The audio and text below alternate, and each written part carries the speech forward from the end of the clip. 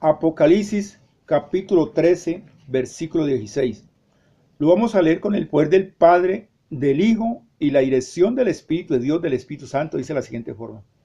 Y hacía que a todos, pequeños, grandes y ricos y pobres, libres y esclavos, se les pusiese una marca en la mano derecha o en la frente, y que ninguno pudiese comprar ni vender, sino el que tuviese la marca o el nombre de la bestia, o el número de su nombre. Así lo dice Dios en su palabra y escrito está. Nosotros miramos a través de la palabra que este hombre de pecado, que habla Dios en su palabra, porque Él es el que ordena que le coloquen esa marca, Él controlará toda la economía mundial y solamente podrán comprar y vender aquellas personas que tienen esa marca o en su mano derecha o en su frente.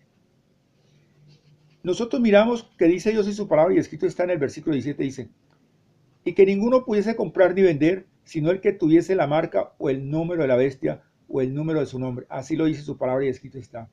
En el 18 dice, aquí hay sabiduría, el que tiene entendimiento cuenta el número de la bestia, pues es el número de hombre y su número es 666.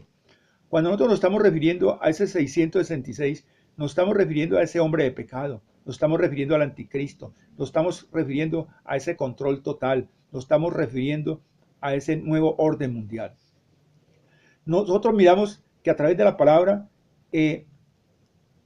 Dios nos habla de que esa marca en qué momento se va a colocar, precisamente a partir del momento que comienza la gran tribulación. Y esa gran tribulación, dice Dios en su palabra y escrito está, comienza allí en el libro de Mateo, capítulo 24, versículo 15. Allí nos habla de esto, dice por tanto, cuando veáis en el lugar santo la abominación, mire, habla de ese lugar santo, de ese tercer templo. Pero cuando nosotros hablamos de ese tercer templo, ¿quién hará construir ese tercer templo? Porque hasta la presente no hay sino, ese es el segundo templo que se ha construido, se ha reconstruido. Entonces se va a construir un tercer templo.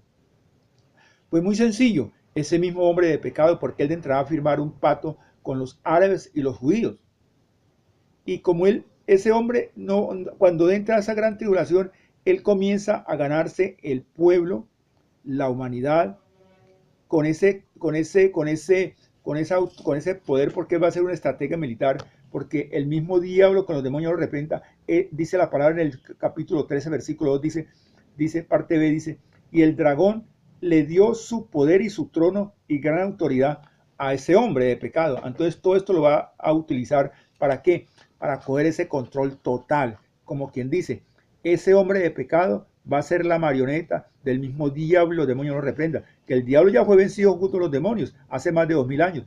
Él estaba a los pies de Cristo, a los pies de la iglesia, pero él aún no está cautivo. Así lo dice Dios en su palabra, y que está en el libro de Revelación, Apocalipsis capítulo 12, versículo 12, parte B, parte final, que él ha descendido con gran furia sabiendo que le queda poco tiempo. Bien, entonces dice, por tanto, cuando veáis en el lugar santo la abominación desoladora de la que habló el profeta Daniel. Daniel habla sobre esto. Es cuando este hombre de pecado entra al templo, lo profana, y como el falso profeta ha engañado, dice en el versículo, en el 15, dice de que él ha engañado a la humanidad para que le construyan una imagen. ¿A quién? A ese hombre de pecado, y la adoren. Y entonces, como lo veíamos allí, el mismo diablo con los demonios lo reprenda, le ha dado esa autoridad a su trono, entonces le van a infundir aliento, y él hablará, esa imagen hablará, y la persona que no adore esa imagen lo matará. Eso es lo que dice allí. Entonces miremos, ¿dónde encontramos nosotros más información acerca de esa abominación desoladora que habla el profeta Daniel? Pues muy sencillo, en los libros apócrifos. Los libros apócrifos de Primera de Macabeos y Segunda de Macabeos. Por ejemplo, en Primera de Macabeos capítulo 1, versículo 20 al 33, y en el 54 también lo dice en adelante, y en el segundo libro habla de esto, de esta abominación desoladora que ocurrió unos 200 o 150 años antes de la venida de Cristo, cuando se levantó un rey asirio allá, el Antíoco Epifanes. Antíoco se puso en contra de los judíos y una gran persecución, como lo va a ver ahora, o lo hay. Bien, entonces, ¿por qué marcarán a la humanidad?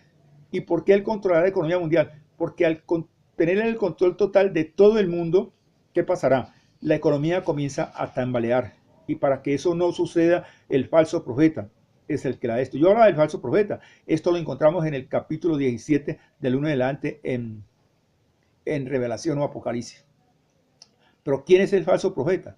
Dios nos habla a través de la palabra que ese falso profeta es la religión católica, es el Papa, hablándolo para que ustedes me entiendan. Por ejemplo, los papas tienen estatus de rey. ¿Cuándo consiguieron ese estatus de rey? En el Tratado de Letrán, que lo hicieron en el año 29, ahí con Mussolini. Ahí adquirieron ellos el tratado consiguieron ese estatus de rey o de jefe de Estado. Entonces, ¿qué pasa? La palabra del Señor también habla en el libro de Apocalipsis, habla de ese octavo rey que se levantará. Y este que está en la actualidad es el octavo rey. Quiere decir de que si este no es el falso profeta, prácticamente somos la última generación que veremos estas cosas. ¿Por qué? Porque cuando esto ocurra, ya Cristo ha venido por la iglesia, ya nosotros no estamos aquí, pero para el que se queda. Bien, sigamos. Entonces nosotros tenemos que saber que ningún cristiano debe desconocer estos significados de lo que está pasando, lo que va a pasar. Bien, entonces miramos que todo eso se refiere a un gobierno de un solo hombre. Bien, pero ¿qué pasa? Dios nos ha dado su Espíritu Santo. Dice la palabra que no ignoréis que nuestro cuerpo es el templo del Espíritu Santo, su palabra, para ser guiados por el testimonio de su Espíritu y la iluminación de su palabra. No podemos negar que estamos en los postreros tiempos y que la venida de Cristo es inminente, la venida de nuestro Señor Jesucristo es inminente. Lo que más nos invita a caminar con sabiduría y discernimiento y diligencia es en nuestra vida espiritual, pues la venida de nuestro Señor Jesucristo está muy cerca, hermanos y hermanas. Yo voy a hacer una oración, amigo y amiga, tú que has visto esta enseñanza, porque esto no es una prédica, simplemente repite conmigo, amén así sea. ¿Por qué amén así sea? Porque ese es uno de los nombres de Jesús el Cristo, lo habla Dios en su palabra en el libro de Revelación 3:14. Reconozco que estuve apartado de ti, Señor, pero hoy me arrepiento de todo corazón. Límpiame con la sangre preciosa que tú derramaste allí en la cruz. Señor, sé que tú moriste en una cruz, pero que Dios el Padre te levantó entre los muertos al tercer día. Por eso vivo, abro mi corazón para que tú entres y hagas de mí esa persona que tú quieres que yo sea. Hoy te acepto como mi único y suficiente Salvador. Amén. Bien, no vas a desplazar tu cursor hacia abajo. Coloca tu nombre allí. Yo quiero orar por ti, porque Dios dice en su palabra, y aquí está, que Él va añadiendo todos los días a la congregación aquellos hombres que van a ser salvos, y hoy te ha tocado ese turno a ti. Cualquier comentario, hazlo, que eso sirve para la edificación de la iglesia. Les habló un servidor en Cristo, Milciades Gómez. Que las bendiciones del Señor Jesucristo lleguen hasta acá ustedes donde quiera que se encuentren. Amén.